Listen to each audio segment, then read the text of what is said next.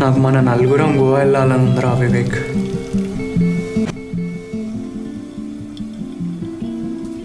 నాడు మనం గోవా పోతున్నాం.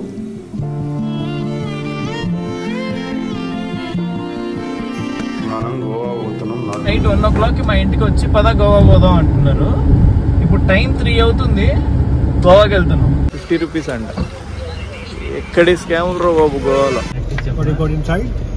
Oh my goodness, this is the card. Wow.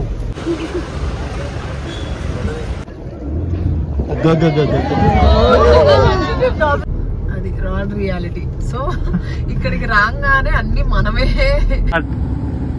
Long weekend కదా, ప్లాన్స్ ఏందని మా ఫ్రెండ్స్ అడిగితే ప్లాన్స్ ఏం లేవు, ఇంట్లోనే ఉంటా అని చెప్పిన.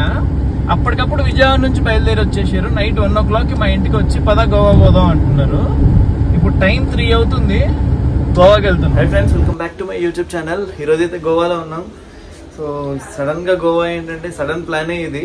సో యాక్చువల్గా లాంగ్ వీకెండ్ కదా, ప్లాన్స్ ఏంటంటే ఏం ప్లాన్స్ లేవని చెప్పిన. మా ఫ్రెండ్స్ అప్పటికప్పుడు విజయవాడ నుంచి బయలుదేరి వచ్చి గోవా వెళ్దాం మా ఇంట్లోకి వచ్చినారు. నైట్ 3 o'clock హైదరాబాద్ నుంచి బయలుదేరినాం. ఈరోజు గోవాలో ఉన్నాం. సో ఇక్కడ గోవాలో క్యాండలూమ్లో అయితే స్టే తీసుకున్నాం ఎయిర్బిఎన్బిలో. సో బొటానికా ఎయిర్బిఎన్బి స్టే మాత్రం చాలా బాగుంది. ఇక్కడ పీస్ఫుల్ గా.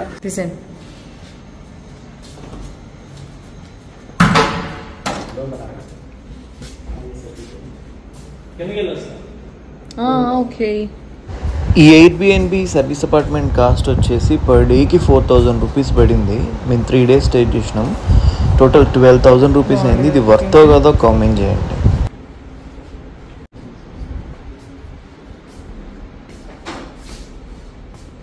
గోవా ఎక్స్ప్లోర్ చేద్దాం అయితే వచ్చేసినాం. సో పర్టికులర్ గా ప్లాన్ అయితే లేదు ఇక్కడికి వెళ్ళాలి ఎక్కడికి వెళ్ళాలని.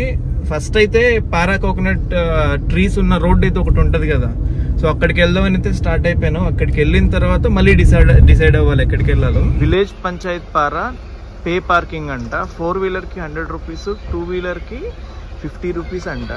అంటే నాకు ఇక్కడ ఏముందో అర్థం కావట్లేదు. మామూలుగా రోడ్డుకి వెళ్ళడానికి ఇక్కడ పార్కింగ్లు ఇవన్నీ పెట్టి అసలు అటు కంప్లీట్గా వెళ్ళనీయకుండా అయితే అడ్డు పెట్టేశారు. అక్కడ వెహికల్స్ ఈ రోడ్లో వెళ్తే ఆగద్దంట, లేకపోతే ఇక్కడ పార్క్ చేసుకుని వెళ్ళిపోవాలంటున్నారు. పార్కింగ్కి 4-wheeler కి 100 రూపీస్, 2-wheeler కి 50 రూపీస్ అంట.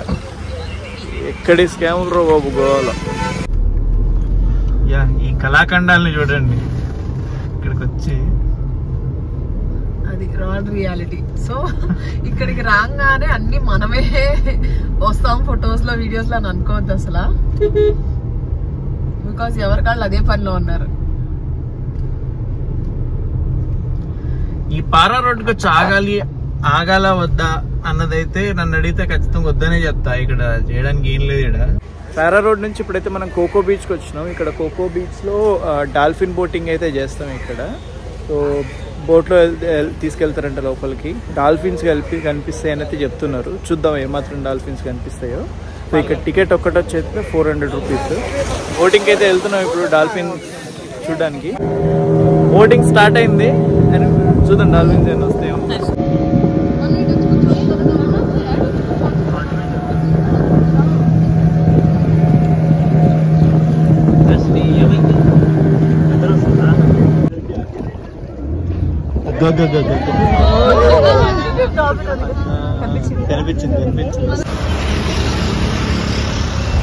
డాల్ఫిన్ బోటింగ్ అయిపోయిన తర్వాత లంచ్ కోసం అని చెప్పేసి కాలంగిట్లో ఉన్న ఫ్యాట్ ఫిష్కి అయితే వచ్చినాము. ఫ్యాట్ ఫిష్లో ఫిష్ థాలీ మాత్రం అదిరిపోతుంది.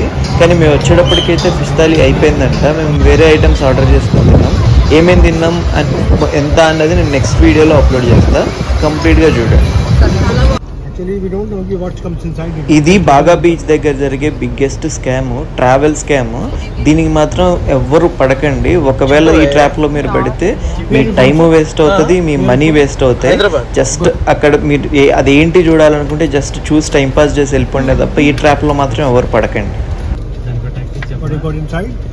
Oh my goodness, this is the card. Wow, congratulations. Okay. Day 1 అయితే ఇలా కంప్లీట్ అయిపోయింది. డే 2లో అడ్వెంచర్ రైడ్స్ ఇంకా చాలా చేసినాం. So please watch that video also. Thank you so much for your all.